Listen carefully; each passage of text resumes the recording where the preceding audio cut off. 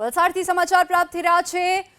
વલસાડમાં ઔરંગા નદીનું પણ રૌદ્ર સ્વરૂપ જોવા મળી રહ્યું છે। વલસાડમાં અવિરત વરસાદના કારણે ઔરંગા નદીનું રૌદ્ર સ્વરૂપ જોવા મળી રહ્યું છે।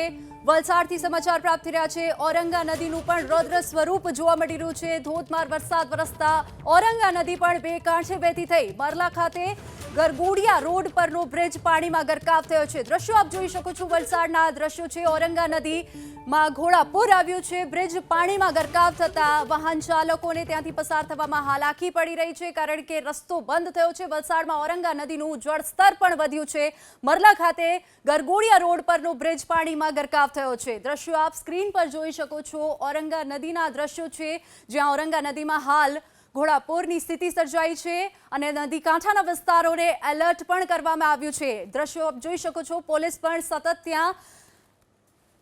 સતત ત્યાં નિરીક્ષણ કરી રહી છે અને જેટલા પણ લોકો છે ત્યાં લોકોને એલર્ટ કરવામાં આવ્યા છે।